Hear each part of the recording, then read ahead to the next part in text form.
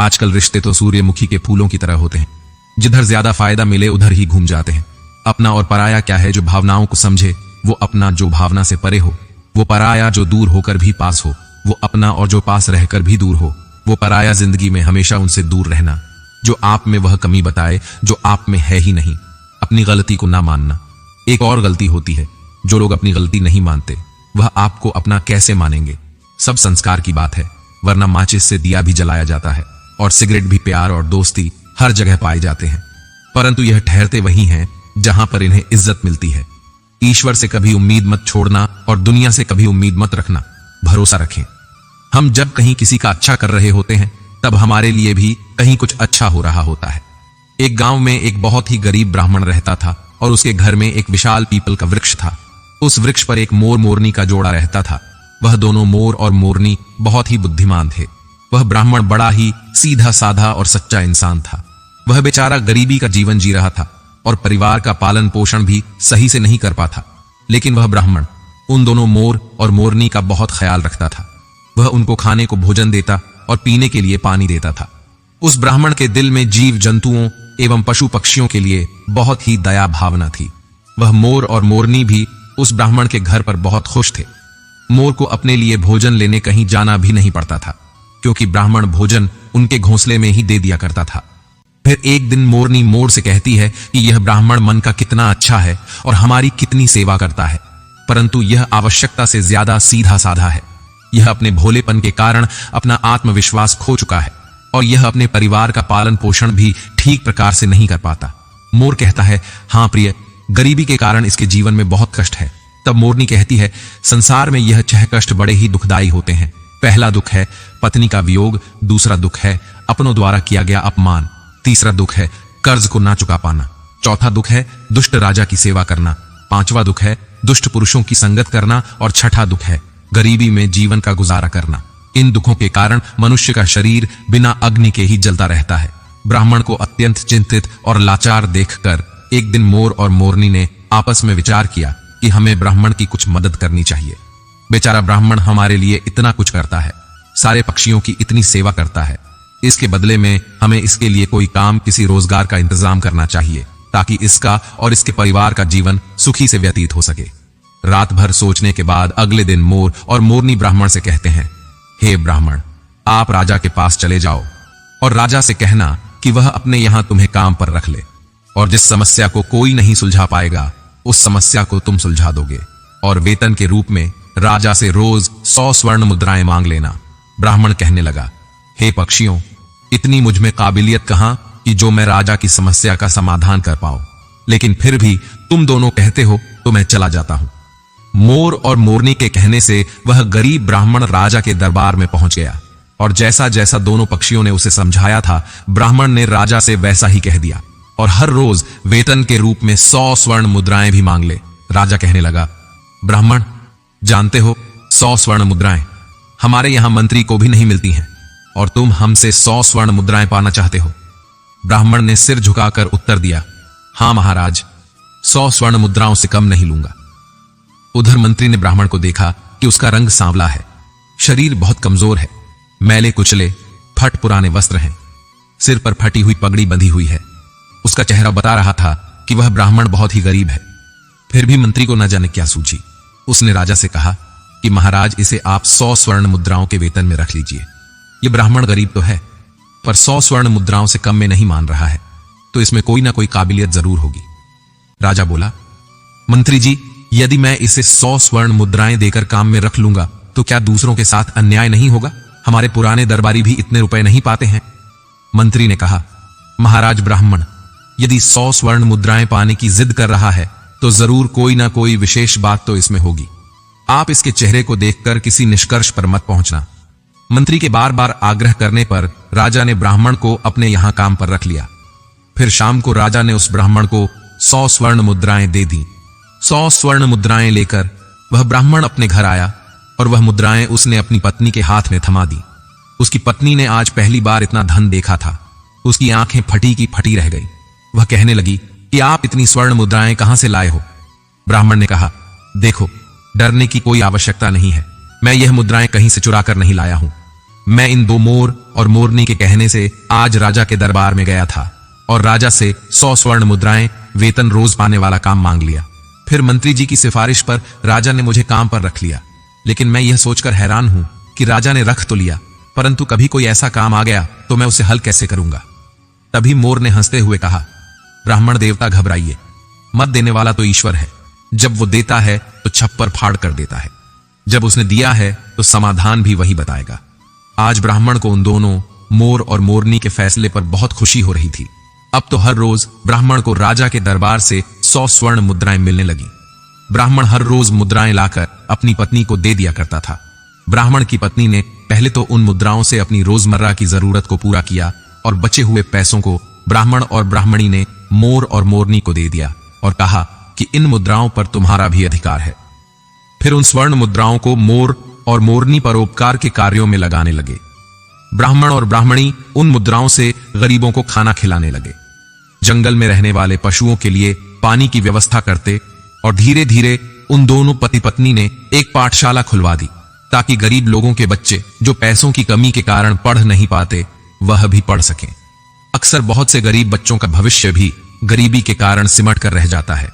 उनके अंदर की उठने वाली योग्यता को धन ना होने के कारण पंख नहीं मिल पाते, इसलिए योग्य होने पर भी वे लोग बस लाचार और बेबस बनकर रह जाते हैं।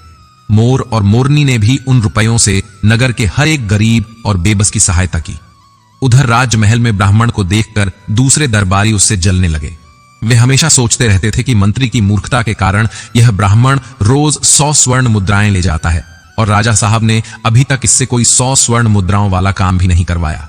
फिर एक दिन ऐसा हुआ, उस ब्राह्मण की परीक्षा का समय भी आ गया। राजा के दरबार में एक दूसरे देश के राजा का दूत आया। उसने कहा, महाराज, यदि आप हमारे 2 प्रश्नों का सही सही उत्तर देंगे तो हमारे राजा आपको हमारा आधा राज्य दे देंगे, नहीं तो आपको अपना आधा राज्य देना पड़ेगा, और यदि आपने उनके इस प्रस्ताव को ठुकराया तो वह आप पर आक्रमण कर देंगे।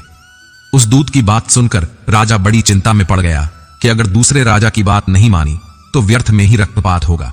फिर यह सोचकर राजा ने दूत से कहा कि तुम अपने राजा के दोनों प्रश्न हमें बताओ। इतना कहते ही दूत ने एक पालकी मंगवाई।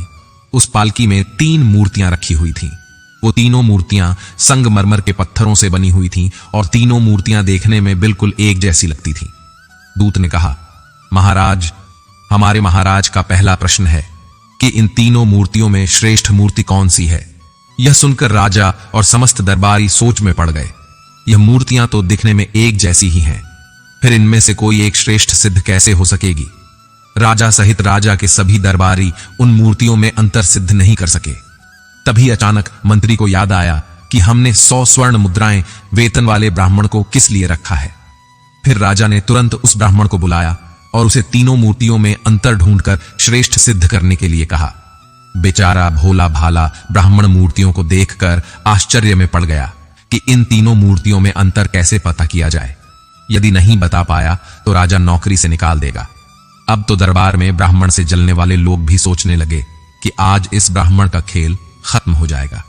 काफी देर मूर्तियों को गौर से देखने के बाद भी ब्राह्मण को कुछ समझ में नहीं आया, तो ब्राह्मण ने कहा, महाराज, इन मूर्तियों को एकांत कक्ष में रखवा दीजिए, तब तक मैं अपने घर होकर आता हूं। लौटकर मैं इन तीनों मूर्तियों का अंतर और इनमें से सबसे श्रेष्ठ मूर्ति कौन सी है यह मैं आपको जरूर बता दूंगा। इतना कहकर ब्राह्मण अपने घर को चला गया। उधर राजा ने उन मूर्तियों को एकांत कक्ष में रखवा दिया। ब्राह्मण सीधा अपने घर गया और पूरी बात मोर और मोरनी को बताई। यह बात सुनकर मोर ने कहा, ब्राह्मण देव, जब तीनों मूर्तियां दिखने में एक जैसी हैं तो अंतर जरूर उनके अंदर होगा। तुम एक काम करना, एक पतला सा तार उन मूर्तियों के कान में डालना। वह तार कहां निकलता है यह बात आकर मुझे बताना और मैं आपको उनका अंतर समझा दूंगा। ब्राह्मण तुरंत राजमहल में जाकर मूर्तियों के पास गया और एक पतला सा तार उनके कान में डालकर देखने लगा। पहली मूर्ति के कान में तार डाला तो वह तार दूसरे कान से बाहर निकल गया। फिर दूसरी मूर्ति के कान में तार डाला तो वह मुंह से बाहर निकल गया। फिर तीसरी मूर्ति के कान में तार डाला तो वह तार बाहर ही नहीं निकला। ब्राह्मण ने पूरी बात आकर मोर को बताई। तब मोर ने उसे समझाया कि पहली मूर्ति के कान के छेद आर पार है। इसका अर्थ है कि वह किसी भी बात को एक कान से सुनती है और दूसरे कान से निकाल देती है। दूसरी मूर्ति किसी भी गुप्त बात को कान से सुनकर मुंह से निकाल देती है और तीसरी मूर्ति गुप्त बातों को कान से सुनकर पेट में दबाकर रखती है। यही तीसरी मूर्ति उन तीनों में से श्रेष्ठ है जो मनुष्य सबकी सुनकर उसे अपने अंदर रखता है, उसे किसी से कहता नहीं और समय आने पर उन बातों को प्रयोग में लाता है। वही मनुष्य बुद्धिमान माना जाता है। मोर ने जैसा बताया, ब्राह्मण ने वैसा ही जाकर राजा को बता दिया और फिर दूसरे देश का राजा इस उत्तर से बहुत संतुष्ट हुआ। ब्राह्मण के जवाब से सभी दरबारी भी बहुत प्रसन्न हुए और ब्राह्मण की जय जयकार करने लगे। तभी उस दूत ने दूसरा प्रश्न रखा कि ऐसा कौन सा व्यक्ति है जो एक मरे हुए व्यक्ति के कारण जीवित रहता है, और ऐसा व्यक्ति कौन है जो जीवित रहने वाले व्यक्ति के कारण ही जीवित रहता है। ब्राह्मण प्रश्न सुनकर फिर भागकर मोर और मोरनी के पास गया और इस बार मोरनी ने बताया कि हे ब्राह्मण देवता, इसका उत्तर एक तो आप हैं यानी ब्राह्मण है और दूसरा व्यक्ति वैद्य है। जब व्यक्ति मर जाता है तो मरने वाले के अंतिम संस्कार से लेकर श्राद्ध कर्म तक के कार्य करके ही पंडित यानी ब्राह्मण दक्षिणा लेकर अपनी जीविका चलाता है, और दूसरा व्यक्ति वैद्य, एक वैद्य मृत्यु की ओर जाने वाले बीमार लोगों को जीवित रखता है और उनसे कमाए हुए धन से अपना पेट भरता है। ब्राह्मण ने यही उत्तर जाकर राजा के सामने रख दिया। पूरे दरबार में ब्राह्मण की जय जयकार होने लगी। फिर शर्त के अनुसार राजा को आधा राज्य मिल गया। पूरे नगर में ब्राह्मण की इज्जत बढ़ गई। फिर एक दिन राजा ने सोचा कि ब्राह्मण प्रश्न सुनकर अपने घर क्यों जाता था, जरूर इसका कुछ कारण है। राजा के पूछने पर ब्राह्मण ने बताया कि उसके घर के बाहर एक पीपल का पेड़ है। उस पेड़ पर एक मोर और मोरनी का जोड़ा रहता है। वे दोनों पति पत्नी बहुत बुद्धिमान हैं। उनके कहने पर ही मैं आपके यहां नौकरी कर रहा हूं और उन दोनों ने ही इन प्रश्नों के उत्तर मुझे बताए हैं। यह सुनकर राजा बहुत खुश हुआ। फिर राजा ने दोनों मोर और मोरनी को अपने महल में बुलाया और उनसे पूछा, तुमने यह ज्ञान कहां से प्राप्त किया है? तब दोनों पक्षियों ने मुस्कुराकर जवाब दिया, महाराज, हमने यह ज्ञान इसी ब्राह्मण से पाया है जिसके घर में हम रहते हैं। यह ब्राह्मण बहुत ही विद्वान है। इन्होंने शास्त्रों का बहुत अध्ययन किया है। जब यह ब्राह्मण शास्त्रों का अध्ययन करता था तो हम पेड़ पर बैठे बैठे सुनते थे। यह इन्हीं की कृपा का फल है। महाराज, यह ब्राह्मण बहुत ही सीधा साधा है। इनमें आत्मविश्वास की कमी थी। यह जीवन भर अपने सीधेपन से गरीबी का दुख भोगता रहा। इस बार इन्होंने हमारी सलाह मानी और यह सफल हो गए। राजा कहने लगा, हे पक्षियों, मुझे तुम पर बहुत गर्व है। तुमने एक लाचार ब्राह्मण का मान बढ़ाया है, साथ ही साथ तुमने इस राष्ट्र का नाम रोशन किया है। मांगो, तुम क्या मांगना चाहते हो? तब मोर कहता है, महाराज, मैं चाहता हूं कि हमारे नगर में सभी जीव जंतुओं का जीवन सुखमय हो और कोई भी पक्षी या कोई भी जानवर भूख प्यास के कारण ना मरे। मोरनी भी कहती है, महाराज, मैं चाहती हूं कि हमारे राज्य में बेटों की तरह ही बेटियां भी शिक्षा प्राप्त करें। कहते हैं, जहां नारी अज्ञानता के अंधकार में भटकती है वहां पर कभी सुख शांति नहीं आ सकती। नारी अपनी संतान की गुरु होती है। यदि वह शिक्षित होगी तो उसकी संतान भी शिक्षित होगी। मोर और मोरनी के कहने पर राजा ने अपने राज्य में नारी शिक्षा और जीव जंतुओं की सेवा को बहुत अधिक बढ़ावा दिया। जिस प्रकार सुंदर से सुंदर फूल भी बिना सुगंध के व्यर्थ है, उसी प्रकार मनुष्य चाहे कितना ही रूपवान हो, बलवान हो, बड़े कुल में पैदा हुआ हो, विद्या के बिना और जीव जंतुओं के प्रति दया के बिना सब व्यर्थ है। गरीबी को दूर करने के लिए किसी भी व्यक्ति को शिक्षित होना बहुत आवश्यक है और हर व्यक्ति को आत्मविश्वास से भरपूर होना भी बहुत जरूरी है। दूसरों की बातों में आकर रिश्ते खराब मत कीजिए, क्योंकि रिश्ते अपने होते हैं, दूसरों के नहीं। बहुत फर्क होता है। जरूरी और जरूरत होने में कभी कभी हम सिर्फ जरूरत होते हैं। जरूरी नहीं कोई लाख खूबसूरत ही सही, लेकिन अगर वह ईमानदार और वफादार नहीं तो कुछ भी नहीं। सांप के दांत में, बिच्छू के डंक में और इंसान के मन में कितना जहर भरा है, कोई नहीं बता सकता। काश बनाने वाले ने थोड़ी होशियारी और दिखाई होती, इंसान थोड़े कम और इंसानियत थोड़ी ज्यादा बनाई होती। रंग छोटे कपड़े और रंग बदलते लोग कितने भी ब्रांडेड क्यों ना हो, दिल से उतर ही जाते हैं। एक महिला के पति का तबादला एक ऐसे आर्मी ट्रेनिंग कैंप में हुआ जो रेगिस्तान के नजदीक था। वह जब अपने पति के साथ रहने गई तो कुछ ही दिनों में उसे उस जगह से नफरत हो गई। उसके पति को रोज रेगिस्तान में ड्यूटी करने जाना पड़ता और वह अकेली रह जाती। लगातार बढ़ता तापमान, असहनीय गर्मी, चारों ओर कैक्टस ही कैक्टस, बात करने को कोई भी नहीं। गर्म हवाएं लगातार बहती, कुछ भी खाओ पियो, यहां तक कि सांस भी लो तो सब में धूल ही धूल भरी होती। उसने अपने पिता को चिट्ठी लिखी, सब बताया और आखिर में लिखा, मेरा यहां एक दिन भी रहना अब मेरी बर्दाश्त से बाहर है। इससे तो अच्छा था कि मैं जेल में होती।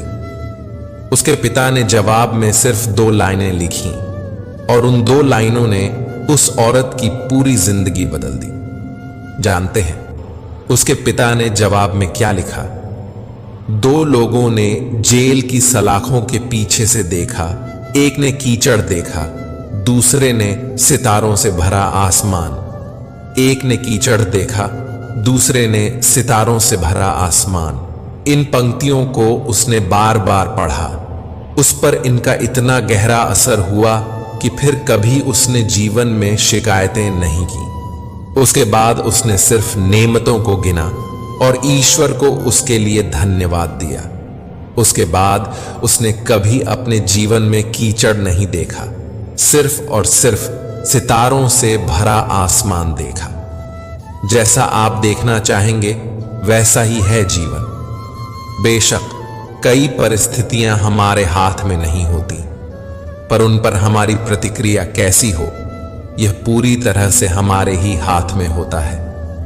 एक गुरु से शिष्य ने कहा, गुरुजी, एक आदमी आश्रम के लिए गाय उपहार में दे गया है। गुरु ने उत्तर दिया, अच्छा हुआ, सभी को दूध पीने को मिलेगा। कुछ दिनों के बाद शिष्य ने फिर आकर कहा, गुरुजी, जिस आदमी ने गाय दी थी वह आकर अपनी गाय वापस ले गया। गुरु ने कहा, अच्छा हुआ, गोबर उठाने के झंझट से मुक्ति मिली।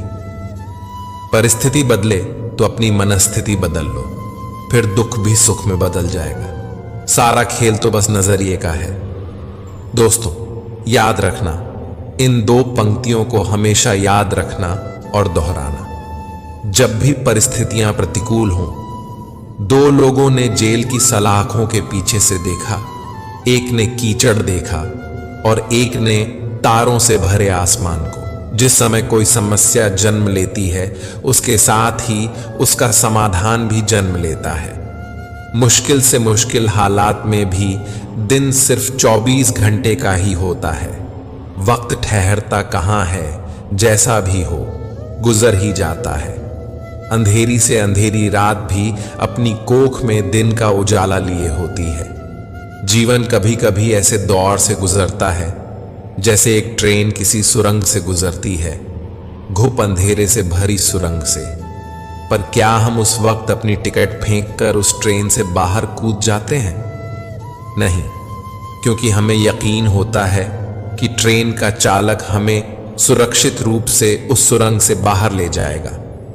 जिंदगी की ट्रेन भी जब दुखों और मुसीबतों की सुरंग से गुजर रही हो, चारों ओर अंधेरा दिख रहा हो, तभी तो जरूरत होती है उस भरोसे की, जिंदगी के ड्राइवर पर भरोसे की, जो पार ले ही जाएगा। बस याद रखना कि कभी कभी सुरंग बहुत छोटी होती है और कभी कभी बहुत बड़ी, पर आखिरकार यह है तो एक सुरंग ही जिसके दूसरी ओर उजाला ही उजाला है। बस भरोसा मत खोना। शाखाएं अगर रहीं तो पत्ते भी आएंगे। ये दिन बुरे हैं तो क्या हुआ, अच्छे भी आएंगे। एक घर में 5 दिए जल रहे थे। एक दिन पहले दिए ने कहा, इतना जलकर भी मेरी रोशनी की कोई कदर नहीं। आज मैं सबके लिए व्यर्थ हूं, इससे तो बेहतर है कि मैं बुझ जाऊं। यह कहकर वह दिया बुझ गया। जानते हो वह दिया कौन था? वह दिया था उत्साह का प्रतीक। उसे देखकर दूसरे दिए ने, जो शांति का प्रतीक था, कहा, मुझे भी बुझ ही जाना चाहिए। मैं निरंतर दुनिया को शांति की रोशनी दे रहा हूं, पर फिर भी लोग हिंसा करते हैं। यह कहकर वह दिया भी बुझ गया। तीसरा दिया, जो भाईचारे का दिया था, वह भी उन्हें देखकर बुझ गया। अब ना उत्साह था, ना शांति, न भाईचारा। तो ऐसे में चौथा दिया, जो एकता का प्रतीक था, वह भला कैसे जलता रहता? वह भी आखिरकार बुझ ही गया। पर एक दिया था जो अभी भी जल रहा था, एक छोटा सा दिया, अपनी मध्यम सी लौ लिए निरंतर जलता हुआ। एक छोटा बच्चा घर में आया।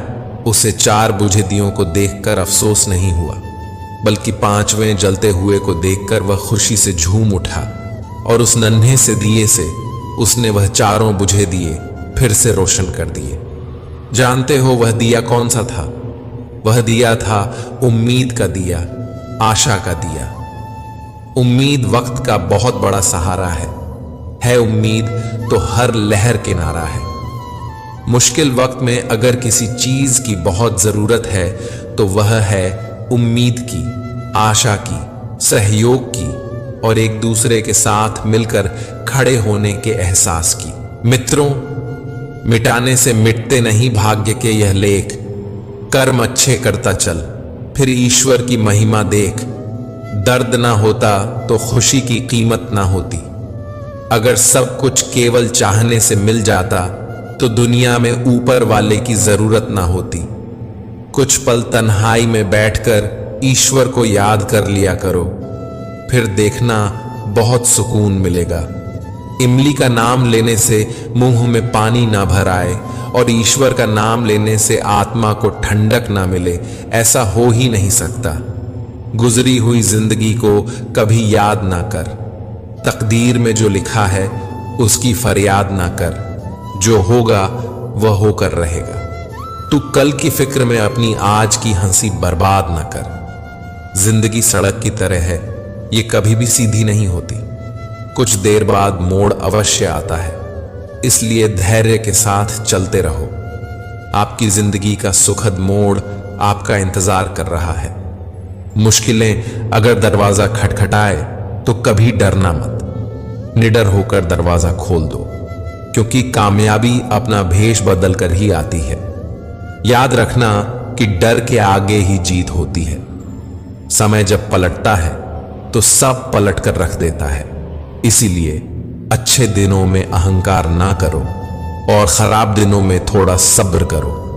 कहते हैं सच का कोई मुकाबला नहीं, मगर आज झूठ की पहचान बहुत है। मुश्किल से मिलता है शहर में आदमी। यूं तो कहने को इंसान बहुत है, अफसोस उन आंखों पर जो सिर्फ वही देखें जो वह देखना चाहती है।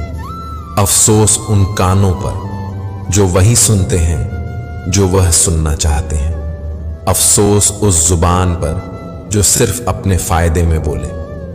दिल से सजदा करो तो इबादत बनेगी, माँ बाप की सेवा अमानत बनेगी। खुलेगा जब तुम्हारे गुनाहों का खाता तो माँ बाप की सेवा जमानत बनेगी।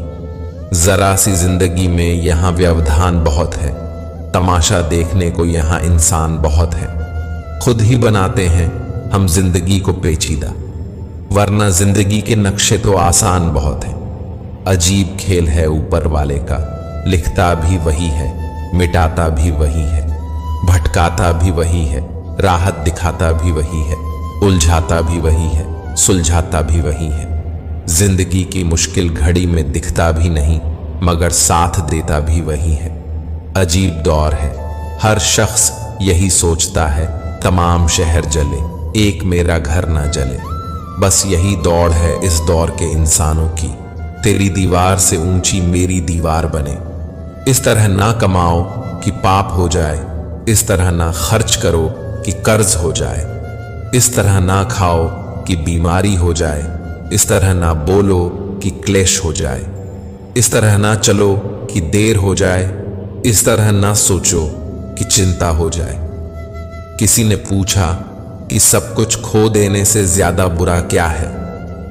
बेहद खूबसूरत जवाब मिला, सब कुछ खो देने से ज्यादा बुरा उस उम्मीद का खो देना है जिसके भरोसे हम सब कुछ दोबारा वापस पा सकते हैं। याद रखना कि जिसके पास उम्मीद है वह लाख बार हार कर भी नहीं हारता। जीवन में कभी निराश मत होना। निराशा एक दलदल है, आप इसमें केवल पहला कदम रखते हैं, फिर दूसरा कदम आपको रखना नहीं पड़ता, क्योंकि दलदल को सिर्फ पहले कदम का इंतजार होता है। जिंदगी एक हसीन किताब है, पर जरूरी तो नहीं कि इस किताब के सारे पन्ने हसीन हों, हमारे हिसाब से हों। अगर कोई ऐसा पन्ना आ जाए जिसमें राहतें ना हो, सुकून ना हो, शांति ना हो, तो सब्र करना। अगर ईश्वर ने तुमसे वह चीज छीन ली है जो तुमने सोचा भी ना था, तो ईश्वर तुम्हें वह चीज भी देगा जिसका तुम्हें अंदाजा भी नहीं। क्यों भूल जाते हो कि उसके घर देर है पर अंधेर नहीं। जिंदगी हसीन है, इससे प्यार करो। है रात तो क्या, सुबह का इंतजार करो। मुश्किलें तो लेती हैं इम्तिहान हर किसी का, पर किस्मत से ज्यादा खुद पर एतबार करो। जब एक दरवाजा बंद हो जाता है तो दूसरा दरवाजा खुल जाता है, पर अक्सर हम बंद दरवाजे को इतने लंबे और अफसोस से देखते हैं कि हमें वह दरवाजा दिखाई ही नहीं देता जो हमारे लिए खोला गया हो। बुरा समय आपको जिंदगी की उन सच्चाइयों का सामना करवाता है जिनका आपको अच्छे समय में कभी ख्याल भी ना आया हो। कठिनाइयां तो मजबूत होने की सीढ़ियां हैं। हौसला ना हारो, बल्कि खुशी मनाओ कि उस मेहरबान रब ने तुम्हें चुन लिया है। जिंदगी आसान नहीं होती, इसे आसान बनाया जाता है। कुछ सब्र करके, कुछ बर्दाश्त करके और बहुत कुछ नजरअंदाज करके। कभी मत सोचो कि आप अकेले हो, सोचो कि आप अकेले ही काफी हो। अगर आप उस इंसान की तलाश कर रहे हो जो आपकी जिंदगी बदलेगा, तो आईने में देख लो। अपना रास्ता खुद बनाओ। हम अकेले ही पैदा होते हैं और अकेले ही मृत्यु को प्राप्त होते हैं, इसलिए हमारे अलावा कोई और हमारी किस्मत का फैसला नहीं कर सकता। रोना बंद करो और अपनी किस्मत से खुद लड़ना सीखो, क्योंकि साथ देने वाला भी श्मशान से आगे नहीं जाता। जिंदगी की रण में खुद ही कृष्ण और खुद ही अर्जुन बनना पड़ता है। रोज अपना ही सारथी बनकर जीवन की महाभारत को लड़ना पड़ता है। याद रखना कि कामयाबी हासिल करने के लिए अकेले ही आगे बढ़ना पड़ता है। लोग तो आपके साथ तब आते हैं जब आप कामयाब हो जाते हैं। जीवन में इतने व्यस्त हो जाओ कि पछतावा, दुख, डर और नफरत के लिए समय ही ना बचे। याद रखना कि जीवन में खाली व्यक्ति ही सबसे ज्यादा दुखी होता है। अगर आप सीखना चाहो तो आपकी हर गलती आपको सबक देती है। दिन की शुरुआत आशाओं के साथ करो और खत्म सपनों के साथ। हर दिन को एक उम्मीद के साथ शुरू करो और खत्म कुछ ना कुछ सीख कर नए अनुभव के साथ। अपने हर दिन का अंत एक सकारात्मक सोच के साथ करो। कोई फर्क नहीं पड़ता कि चीजें कितनी कठिन थीं, आने वाला कल चीजों को बेहतर बनाने का एक नया अवसर होगा। अगर आपको सोचने की आदत है तो आज की बात सोचिए। अगर आप कोशिश करना चाहते हो तो खुद को ऊपर उठाने की कोशिश करिए। अगर आप दृष्टि उठाते हो तो ऊपर की तरफ उठाइए। आपको जो भी करना है ये ध्यान में रखकर करिए कि आपके सारे प्रयास खुद को बेहतर बनाने के लिए हों, प्रगति के लिए हों। भरी बरसात में उड़ के दिखाए माहिर परिंदे खुले आसमान में तो तिनके भी उड़ने लगते हैं। इसे बार बार दोहराइए कि अगर कोई और कर सकता है तो आप भी कर सकते हो, और अगर कोई और कर सकता है तो मुझे जरूर करना चाहिए। तकलीफें आएं तो याद रखना कि इंसान हमेशा तकलीफों से सीखता और आगे बढ़ता है।